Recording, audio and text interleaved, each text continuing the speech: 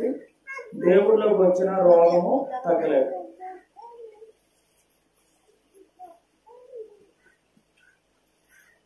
పూర్వము దేవుడిని ఎరగక ముందు ఎలాగైతే జీవించావో అలాగే జీవిస్తున్నావు, కానీ ఏమీ మార్పు లేదు. కాబట్టి అంటే పాపాన్ని ఎడవలేదు కాబట్టి పాపం ఏం చేస్తుందంటే నీ మీద ఏలుబడి చేస్తుంది.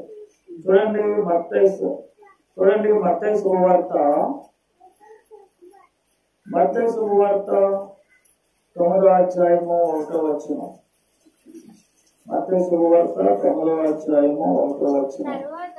తరువాత ఆయన దోణి ఎక్కి సముద్రము దాటి తన పట్టణంలో ప్రవేశింపగా ఇదిగో జనులు పక్షవాయువుతో మంచము పట్టి ఉన్న ఒకని అతని వద్దకు తీసుకొని వచ్చింది. పక్షవాయువుతో మంచం పట్టి ఉన్న చెప్పండి, పక్షవాయువుతో మంచం పట్టి ఉన్న ఒకనట యేసు దగ్గరికి మోసుకొని వచ్చారట. యేసు వారి విశ్వాసం చూచి, కుమారుడా ధైర్యముగా ఉండుము, నీ పాపములు క్షమింపబడి ఉన్నవని పక్షవాయువు గలవానితో చెప్పాను. యేసయ్య అంటారు, పక్షవాతం వచ్చి మంచం బట్టి వాళ్ళు తీసుకొచ్చారు. ఇక్కడ యేసుక్రీస్తు వారు ఏమంటున్నారంటే, కుమారుడా నీ పాపములు క్షమింపబడి ఉన్నవి, కుమారుడా నీ పాపములు క్షమింపబడి ఉన్నవి. ఏమంటున్నాడంటే ఈ పక్షవాతకి మూలం ఏమంటున్నాడు? పాపము. ఏమంటున్నాడు? నీ పాపములు క్షమింపబడి ఉన్నవి, నీ పాపములు క్షమింపబడి ఉన్నవి. అంటే వ్యాధికి మూలము పాపము అంటుంది దేవుడి వాక్యం. వ్యాధికి మూలము పాపము అట. మరో వచనాన్ని చదువుదాం. కీర్తన గ్రంథము 38వ కీర్తన 3వ వచనం.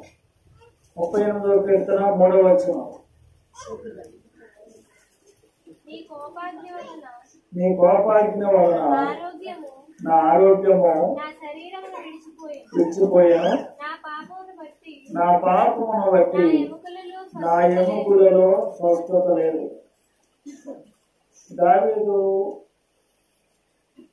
మహారాజు అనుభవం ఏంటంటే, నా పాపమును బట్టి నా ఎముకల్లో ఏం లేదు, స్వస్థత లేదు. నేను ఒక ఆవిడ హైదరాబాద్ నుంచి ఫోన్ చేసి,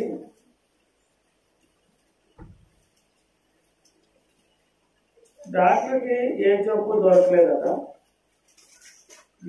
ఏ నీరసము డాక్టర్ రిపోర్ట్లో రాలేదట, కానీ పిల్లకి నీరసం తగ్గలేదట.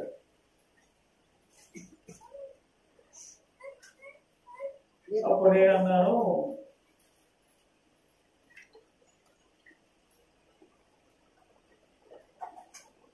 లోటుపాట్లు ఏమైనా ఉంటే సరి చేసుకో, నీ బతుకులో లోటుపాట్లు ఏమైనా ఉంటే సరి చేసుకో.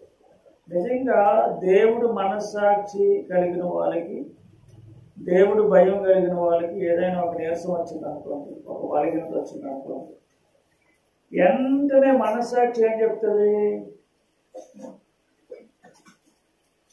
జీవితాన్ని జగడేసుకుంటారు. జీవితాన్ని హిజ్కియాకున్న మంచి అనుభవం ఏంటంటే, హిజ్కియా దగ్గరికి దైవజనుడైన ప్రవక్త వచ్చి ఏమన్నాడంటే, నువ్వు మరణం అవుతున్నావు. ఏమన్నాడు? నువ్వు చనిపోతున్నావు, బ్రతుకు గనక నీ ఇల్లుని చక్కబెట్టుకో. విశ్వాసులకు లేదంటే భక్తులకు ఏదైనా ఒక వ్యాధి, ఒక శ్రమ, ఒక దుఃఖము, ఒక కష్టము వచ్చినప్పుడు విశ్వాస లక్షణం ఏంటంటే తన జీవితాన్ని తన ఇల్లుని చక్కబెట్టుకోవాలి. విశ్వాస లక్ష్యం ఏంటి? తన జీవితాన్ని, తన ఇల్లుని చక్కబెట్టుకోవాలి. హిజ్కియాకున్న మంచి అనుభవం అదే. ఎందుకంటే యెషయా ప్రవక్త వచ్చి అంటాడు, నువ్వు మరణం అవుతున్నావు కనుక బ్రతకవు, కాబట్టి నీ ఇల్లు చక్కబెట్టుకో. ఇల్లు అంటే ఏంటి? దేవుని స్తోత్రం చెప్పండి, దేవుని స్తోత్రం చెప్పండి అనేసరికి 2 చేతులు పైకి లెగాలి. హల్లెలూయా. నిద్రపోతే నిద్రలోనే సరే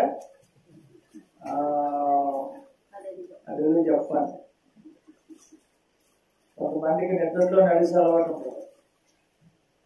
మీకు ఎవరికైనా నిద్రలో నడిచే అలవాటు ఉందా? కొంతమందికి నిద్రలో నడిచే అలవాటు ఉంటుంది. ఏ నిద్రలో హల్లెలూయా చెప్పే అలవాటు ఎందుకు ఉండకూడదు? మనకు నిద్రలో నడిచే అలవాటు ఉన్నప్పుడు నిద్రలో హల్లెలూయా చెప్పే అలవాటు ఎందుకు ఉండకూడదు? నేను నిద్రలోనే కానీ హల్లెలూయా చెప్పారంటే దెయ్యం దగ్గరికి రాదు. హల్లెలూయా అంటే దెయ్యానికి గిట్టదు. మీరు ఎక్కడ హల్లెలూయా చెప్తారో అక్కడ సాతాను ఉండలేదు. ఎక్కడైతే యేసు రక్తం చెప్తారో అక్కడ దెయ్యము ఉండలేదు. కొంతమందికి నిద్రలో నడిచే అలవాటు ఉంటుంది.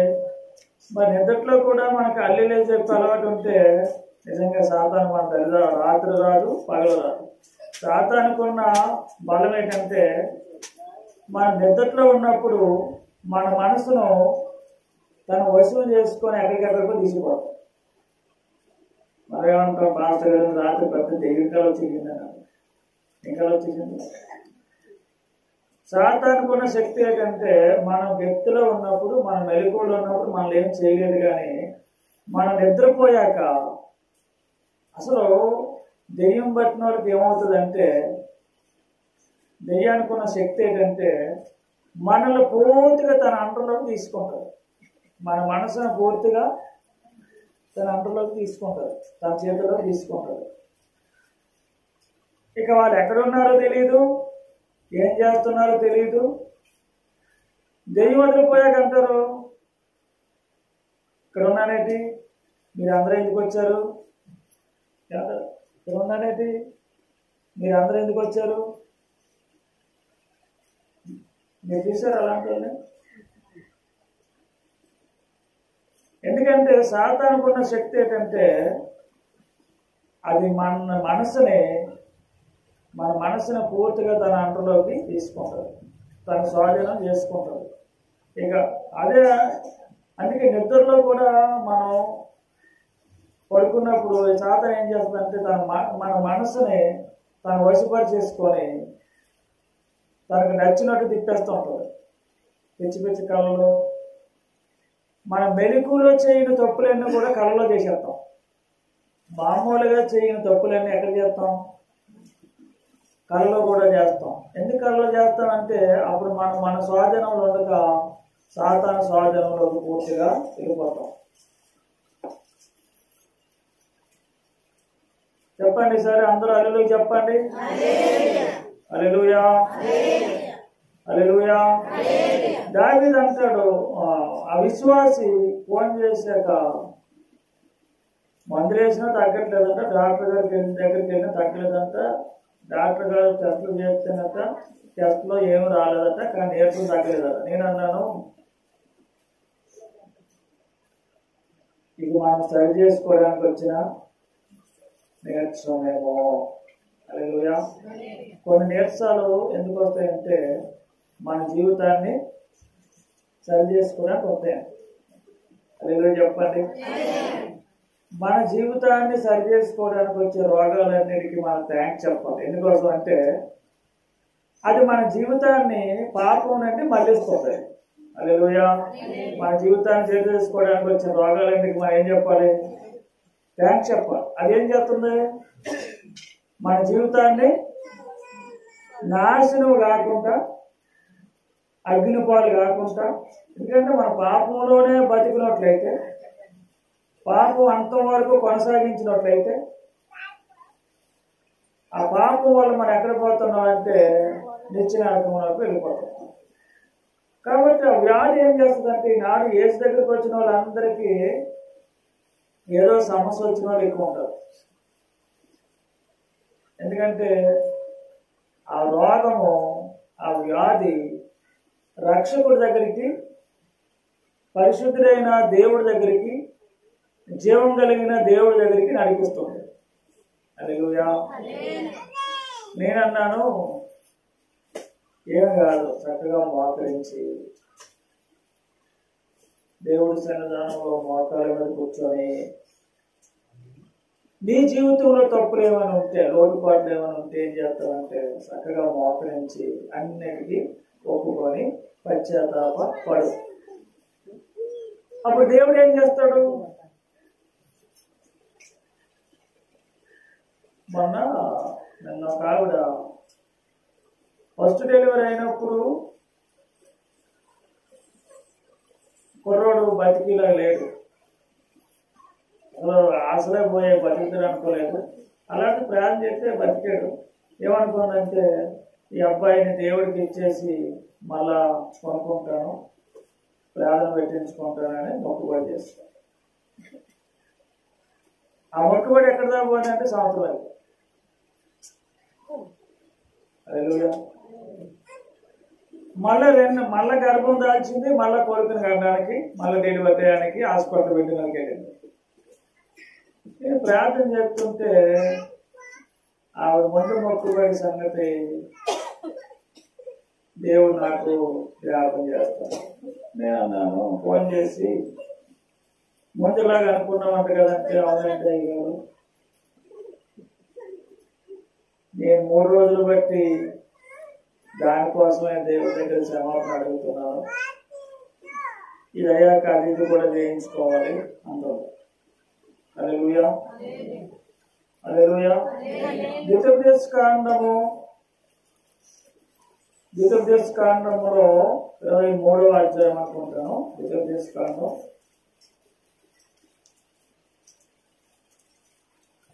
మొక్కుబడి చేసుకోవడం తప్పు కాదు. మొక్కుబడి చేసుకోవడం తప్పు కాదు. కానీ మొక్కుబడి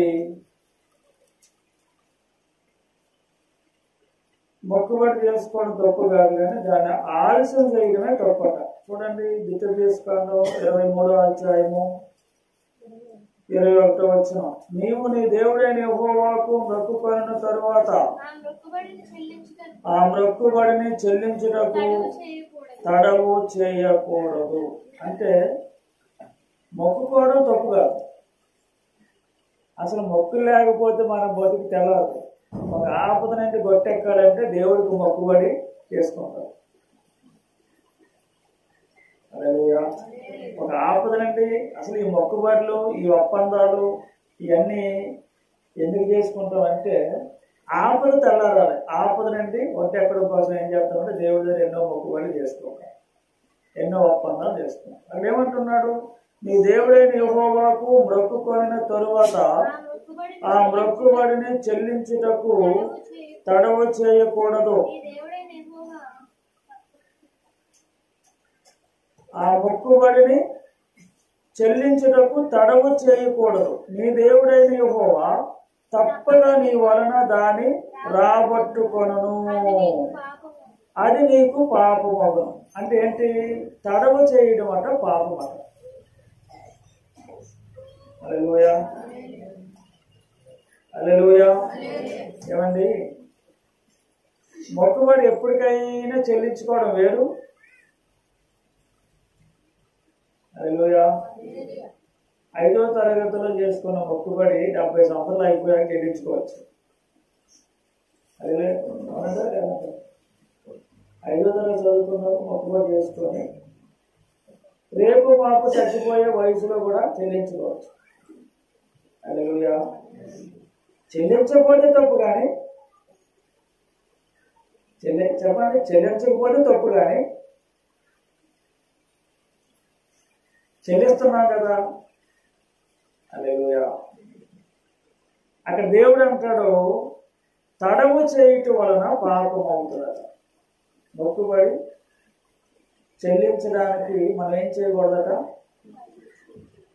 ఆలస్యం తడవు చేయటం వలన ఏమవుతుంది? అది పాపము అవుతుంది. తడవు చేయటం వలన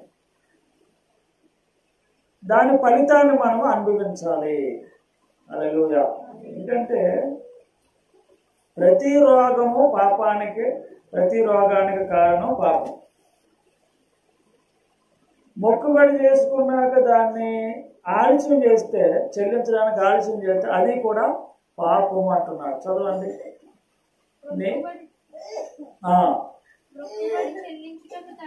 మొక్కుబడి చెల్లించుటకు తడవు చేయకూడదు,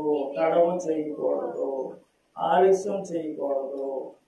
ఆలస్యమే పాపం.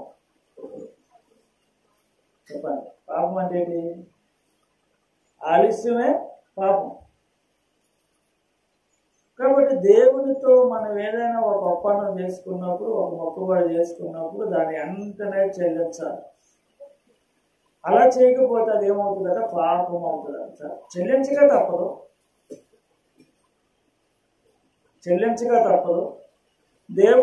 దేవుడు అటు దాన్ని తప్పగా మన నుండి రాబట్టుకుంటాడట. ఎలాగ దేవుడు చెందిపోతాయి.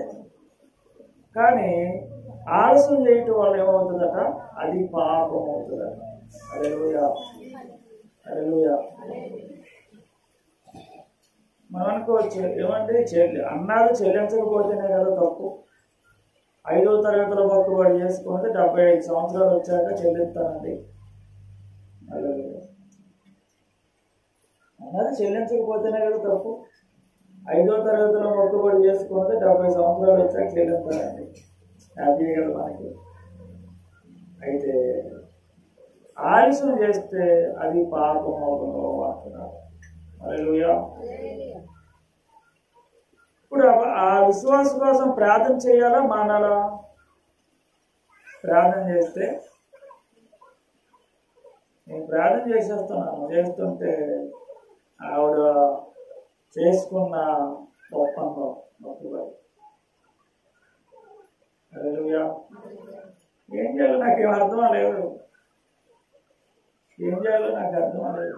ప్రార్థన ముందుకెళ్ళలేదు. దేవుడిని అడగడానికి సరిపోలేకపోతున్నా, ప్రార్థన చేయడానికి సరిపోలేకపోతున్నా, ప్రార్థన ముందుకెళ్ళడం. ఎందుకంటే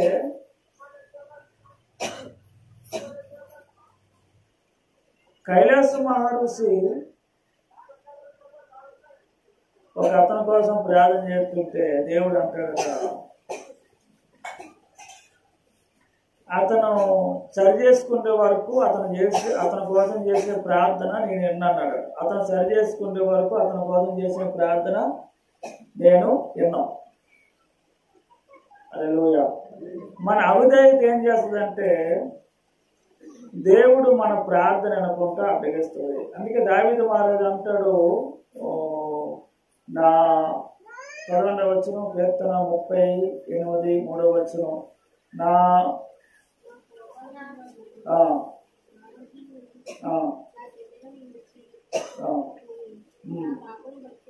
పాపమును బట్టి నా ఎముకలలో స్వస్థత లేదు. హల్లెలూయా. అయితే కొన్ని రోగాలు దేవుని మహిమ కోసం వస్తాయి, కొన్ని రోగాలు దేవుని మహిమ కొరకు వస్తాయి. కొన్ని రోగాలు ఎందుకు వస్తాయి? దేవుని మహిమపరచడం కొరకు వస్తాయి. కొన్ని రోగాలు మన జీవితాన్ని సరి చేసుకోవడానికి వస్తాయి. కొన్ని రోగాలు మనలను దేవుడి దగ్గరికి తేడానికి వస్తాయి. హల్లెలూయా. కొన్ని రోగాలు మనం చంపడానికి వస్తాయి. హల్లెలూయా.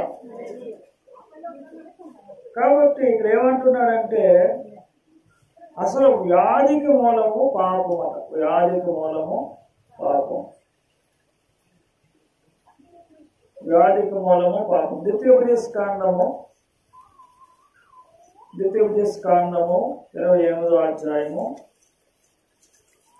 ద్వితీయోపదేశ కాండము 28వ అధ్యాయము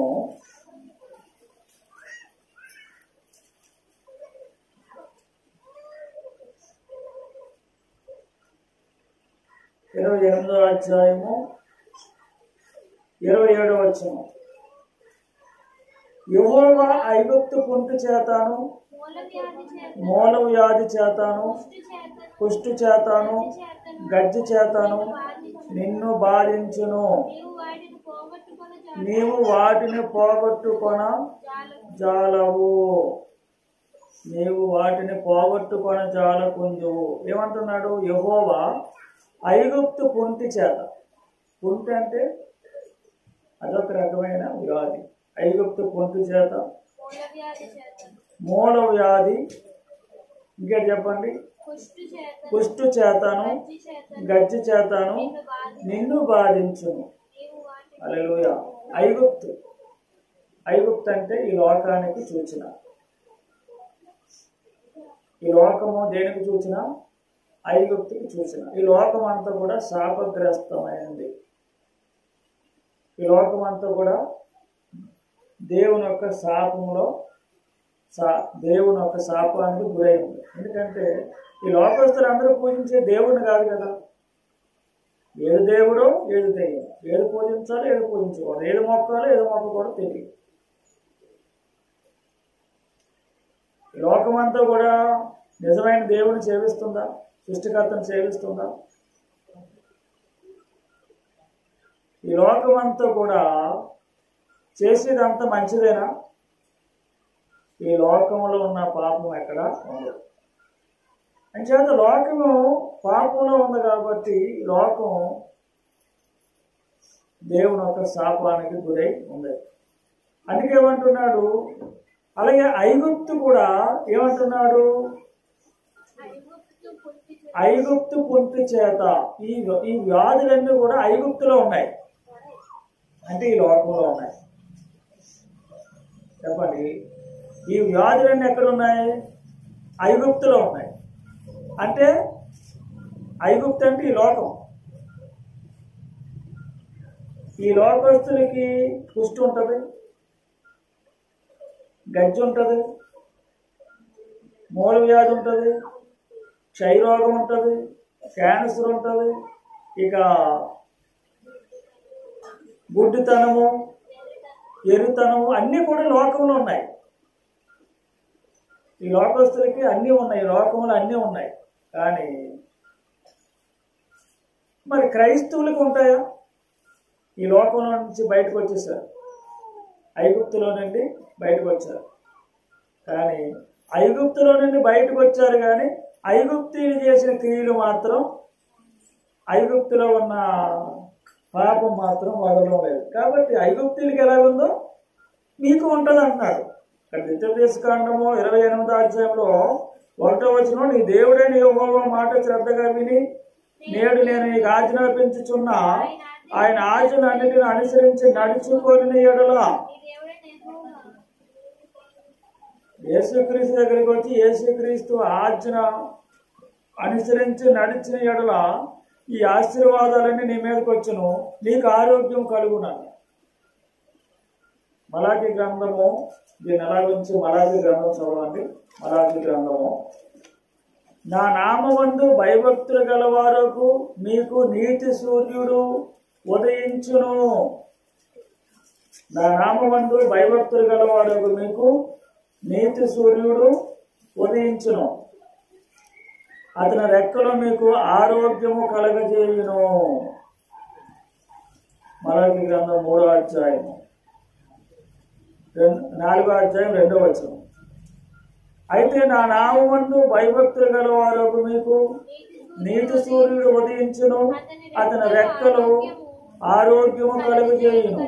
గనుక మీరు బయలుదేరి కొవ్విన దూడలు గంతులు వేసినట్లు గంతులు వేయుడి.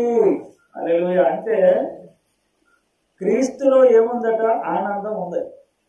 చెప్పండి, క్రైస్తవ బతుకులో, క్రైస్తవ జీవితంలో ఏముంది? ఆనందం ఉంది. మరి నాడు క్రైస్తవ కుటుంబాల్లో ఆనందానికి బదులుగా దుఃఖం ఉందంటే, ఆరోగ్యానికి బదులుగా రోగం ఉందంటే, క్రైస్తవులు ఐగుప్తులో నుండి ఇంకా ఐగుప్తులోనే ఉన్నారు. ఎక్కడున్నారు? ఐగుప్తులోనే ఉన్నారు. ఐగుప్తు క్రియలు, ఐగుప్తు యొక్క పాపము, ఐగుప్తు యొక్క శాస్త్రలు ఈడకుండా వాటిని అనుసరిస్తూనే ఉన్నారు కాబట్టి అందుకేమంటున్నాడు,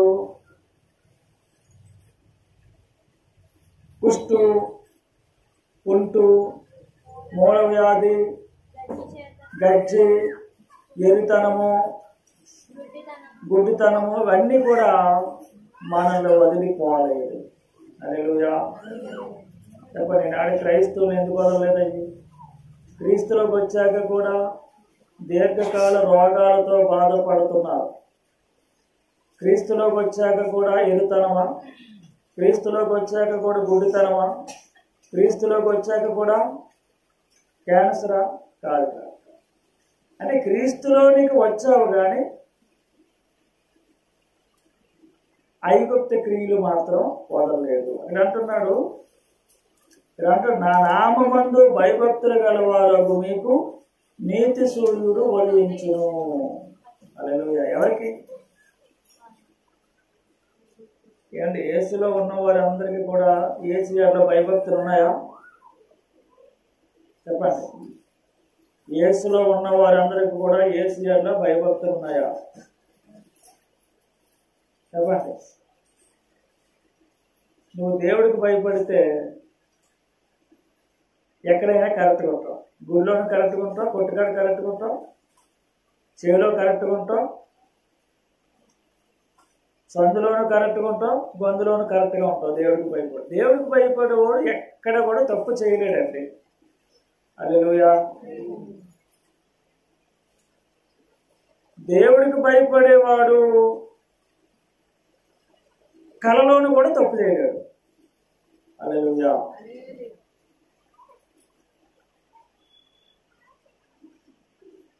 ఎందుకంటే మనం చెడుకి ఎందుకు దూరంగా ఉంటున్నాం అంటే దేవుడికి భయపడి. చెడుకి ఎందుకు దూరంగా ఉంటున్నాం? దేవుడికి భయపడి. ఎవరికి భయపడి? ఒక కొట్టు దగ్గరికి నేను శ్యామల మందికి వెళ్తే ఆ శ్యామల మంది తెచ్చారు కానీ ఒక్క సేమ అవ్వలేదు. నేను మర్నాడు వెళ్ళి అడిగాను, ఏమండి శ్యామల మంది ఇచ్చారు కానీ ఒక్క సేమ అవ్వలేదు, కొన్ని సీమలు చచ్చిపోయి మంది ఉంటే ఇవ్వండి అన్నా. ఆయన ఏమన్నాడు తెలుసా? సీమ చచ్చిపోయి మంది నేను అమ్మనండి అన్నాడు. హల్లెలూయా. సీమ చచ్చిపోయి మంది నేను అమ్మనండి, సీమ చచ్చిపోతే పాపం అంట అన్నాడు. హల్లెలూయా. సీమలు చచ్చిపోతే అంటే పాపం అంట. ఎవరో క్రైస్తవుడు కాదు, ఒక హైందవుడి దగ్గరికి, ఒక హైందవుడు అన్న మాట. క్రైస్తవుల్లోనే కాదు, హైందువుల్లో కూడా, ప్రతి మతంలో కూడా అంతో ఎంతో దేవుని భయం ఉన్న భక్తులు ఉన్నారండి. వాళ్ళు పూజించే దేవుడు కాకపోయినా, వాళ్ళు పూజించే దేవుడు ఏదేమైనా ఆ దేవుడైనా కాకపోయినప్పుడు కంచరే దేవుడి వల్ల భయం కలిగిన వాళ్ళు, పాపం అంటే భయం కలిగిన వాళ్ళు. మన ఒక అతను హైందవుడే. వాళ్ళ అబ్బాయికి అతనికి ఒక కుంటు కొడుకు పుట్టాడు. కుంటు కుర్రోడు. ఎవరు? ఓ కుంటు కుర్రోడు పుడితే నేను చూడడానికి వెళ్తే అతను ఏమన్నాడు, ఈ కుంటుకాలు పాస్టర్ గారు ఇది నా పాపం అన్నాడు. హల్లెలూయా. వీరికి కుంటుకాలు రావడానికి నా పాపమే. ఒక హైందువుల్లో కూడా, దేవుడంటే తెలియని వ్యక్తిలో కూడా పాప భయం ఉంది. హల్లెలూయా. దేవుడంటే ఏంటో తెలియని వ్యక్తిలో కూడా ఏముంది? పాప భయం, పాప భీతి. వీడు కుంటుకాలతో పుట్టడానికి కారణం నా పాపమేనండి. హల్లెలూయా. ఆయన ఏమన్నాడంటే సీమ చచ్చిపోయే మంది నేను అమ్మనండి అన్నాడు. అంటే సీమ చచ్చిపోతే పాపము. హల్లెలూయా. చెప్పండి, సీమ చచ్చిపోతే పాపమా? కుక్క చచ్చిపోతే పాపమా? మనము దేనికి హాని చేయకూడదు. ఒక పిట్టకైనా, ఒక కుక్కకైనా, ఒక పిల్లికైనా, ఒక ఎల్లకైనా ఊరికి హాని చేయకూడదు. అది మనకి కీడు చేస్తుంటేనే దానికి హాని చేయాలి, కానీ ఊరికినే దానికి మనం ఏం చేయకూడదట, హాని తలపెట్టకూడదట. ఏదైనప్పటికైనా సరే మనకి కీడు చేసి మనకి నష్టం చేస్తుంది అంటేనే తప్ప దానికి మనం హాని తలపెట్టకూడదు. హల్లెలూయా. చీమకు కూడా హాని తలపెట్టని మనుషులు క్రైస్తవులనే కాదు, హిందువులను కూడా ఉన్నారు. చీమకు కూడా హాని తలపెట్టని మనుషులు క్రైస్తవులనే కాదు, హిందువులను కూడా ఉన్నారు. మరి అతనికి మనకిలాగా బైబిల్ తెలుసా? ఏది దేవుడో ఏది దేవుడు కాదో తెలుసా? మనకిలాంటి బోధలు ఉన్నాయా? మనకిలాంటి నీతి బోధలు ఉన్నాయా? ఏమీ లేవు. కానీ అతనికి ఉన్న మనస్సాక్షి ఏంటంటే చీమ చచ్చిపోతే పాపము అన్న మనస్సాక్షి, అంటే పాప భీతి ఉందండి. హల్లెలూయా, హల్లెలూయా.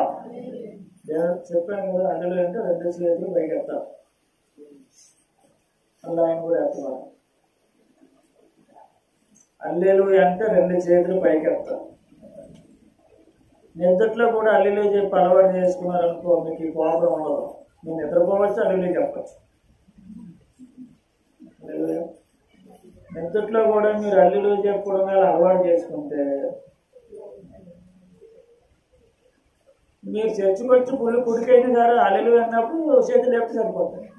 పర్లేదు, బతికే ఉన్నాడు, ఇక్కడే ఉన్నాడు అనుకుంటాడు. హల్లెలూయా.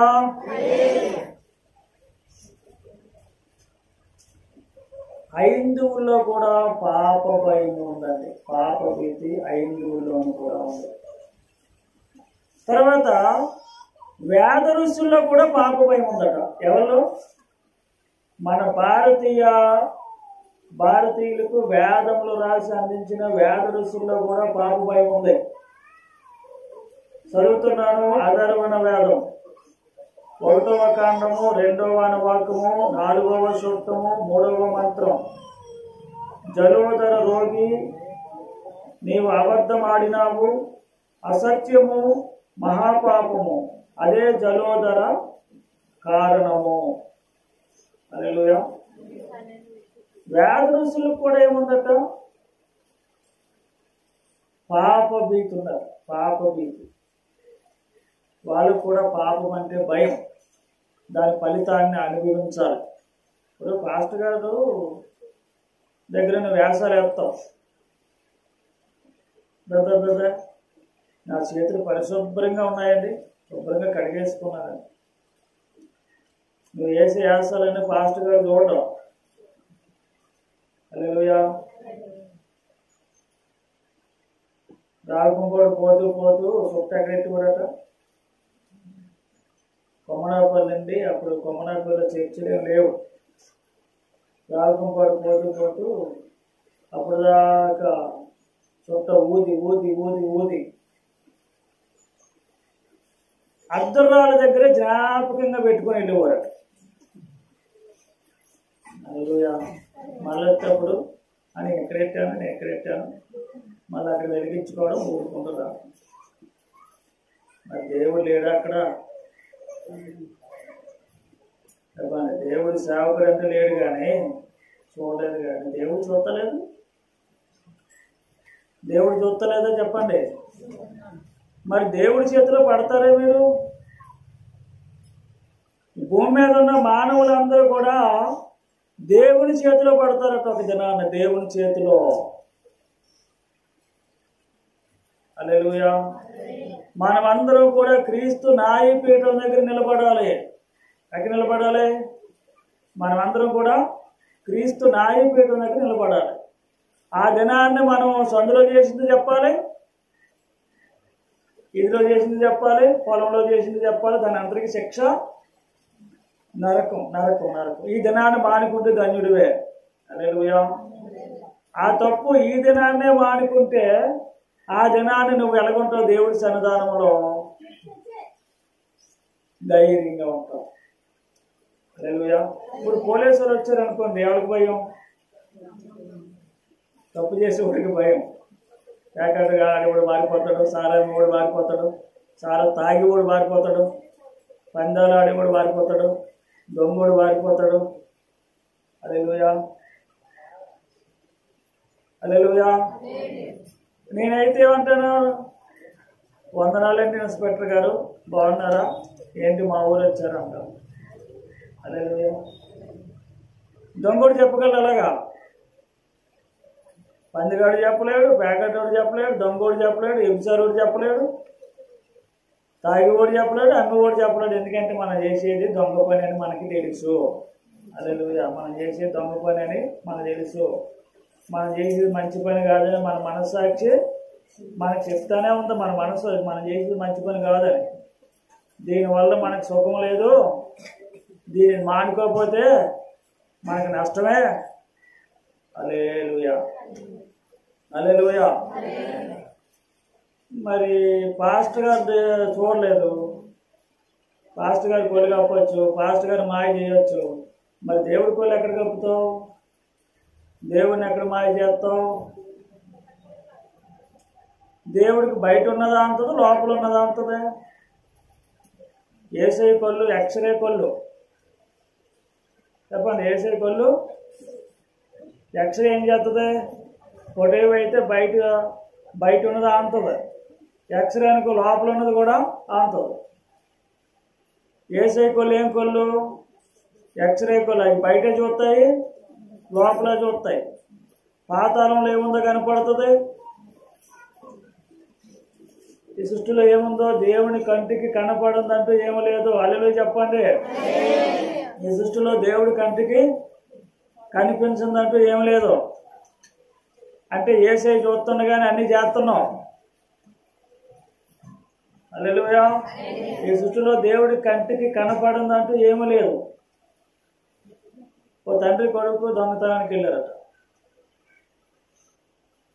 ఈ తండ్రి ఏం చేస్తున్నాడంటే కళ్ళంలోకి వెళ్ళి మూటండ ధాన్యం ఎత్తున్నాడు. కొడుకుని దారిలో కాపలా పెట్టాడు. ఒరే బాబు, ఎవరైనా వస్తే చూసి నాకు ఏదో సిగ్నల్ ఇవ్వు, ఏదో సూచనలు ఇవ్వన్నాడు.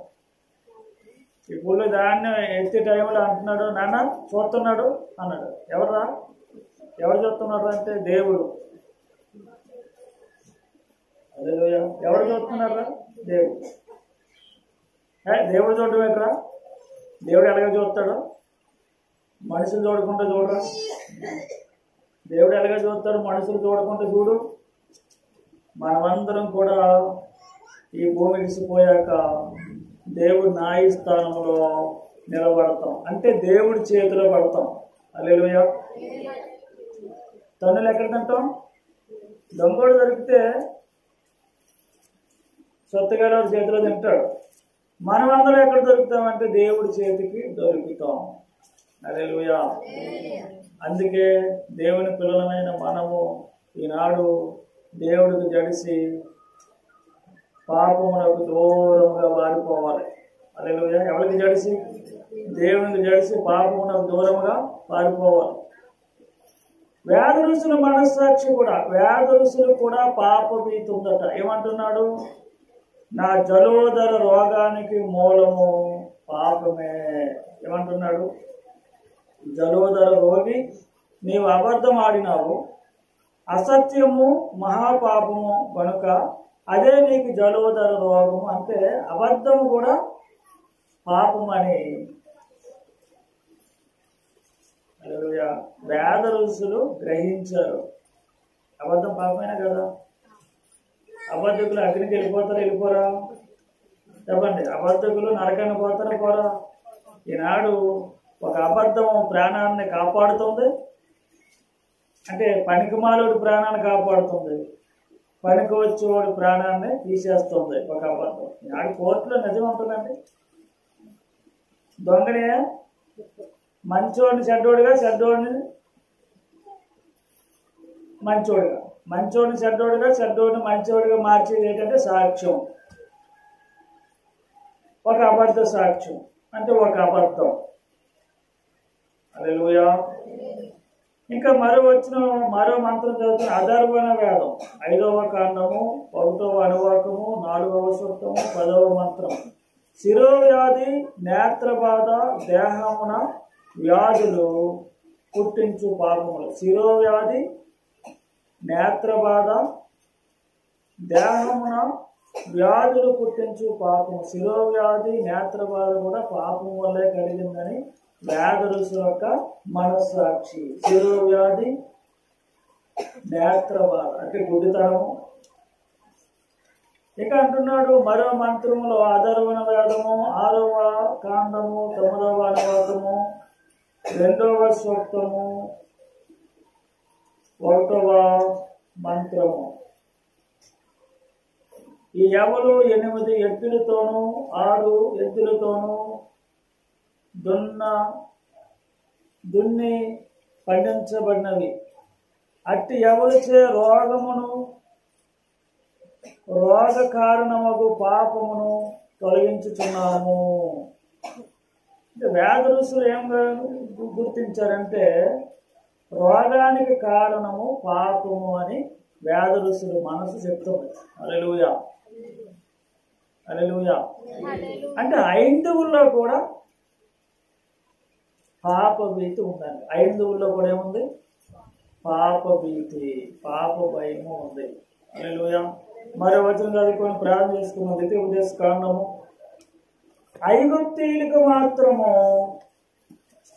కుష్టు, గజ్జి, కుంటు, మూలవ్యాధి, ఎరుతనము, గుడ్డితనము ఉన్నాయి. ఎందుకంటే ఐగుప్తులో ఉన్నాయి. అక్కడ ఏమంటున్నాడు? ద్వితీయోపదేశ కాండము 28వ అధ్యాయంలో, అది 28వ అధ్యాయము 7వ వచనములో యెహోవా ఐగుప్తు కుంటు, ఐగుప్తు అంటే ఐగుప్తులో ఉన్నాయి ఈ వ్యాధులన్నీ, ఈ లోకములో ఉన్నాయి. ఈ లోకస్తులకి రకరకాల వ్యాధులు ఉన్నాయి. అక్కడ ఏమంటున్నాడు? యెహోవా ఐగుప్తు కుంటు చేతాను, మూల వ్యాధి చేతాను, కుష్టు చేతాను, గజ్జి చేతాను నిన్ను బాధించును. హల్లెలూయా. ఐగుప్తులో ఈ రోగాలన్నీ ఉన్నాయి, ఐగుప్తుడికి రోగాలన్నీ ఉన్నాయి. అయితే క్రైస్తవులు ఎందులో నుంచి వచ్చారంటే ఈ లోకమైన ఐగుప్తుని వదిలి, ఈ ఐగుప్తు పాపాన్ని వదిలి, ఐగుప్తు క్రియలు వదిలి యేసులోకి వచ్చారు. మరి యేసులోకి వచ్చాక రోగాలు ఉన్నాయంటే, యేసులోకి వచ్చాక రోగం తగ్గలేదంటే ఇంకా నువ్వు ఐగుప్తుని వదలలేదు, ఐగుప్తు క్రియలు వదలలేదు, ఐగుప్తులు శ్రేష్ఠులు వదలలేదు. మరో వచనం చదవండి, 60వ వచనం. నీవు భయపడిన ఐగుప్తు క్షయవ్యాధులన్నిటినీ, ఐగుప్తులు ఏముందట? క్షయ రోగం, టీబీ. ఐగుప్తులు ఏముందండి? టీబీ. ఐగుప్తులో క్యాన్సర్ ఉంది, ఐగుప్తులో టీబీ ఉంది, ఐగుప్తులో వ్యాధులు ఉన్నాయి. అయితే మనం ఐగుప్తులో నుండి బయటకు వచ్చేసాం. ఐగుప్తు శాపము కింద నుండి, ఐగుప్తు పాపం నుండి, ఐగుప్తు వ్యాధి నుండి, ఐగుప్తు యొక్క కర్మ నుండి మనం ఏం చేసాం?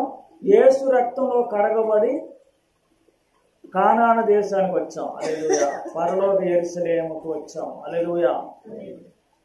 కాబట్టి ఇంకా ఐగుప్తులో ఉండిపోయావు. నీకు వ్యాధి ఉందంటే ఇక ఐగుప్తు పాపాన్ని వదలలేదు. హల్లెలూయా.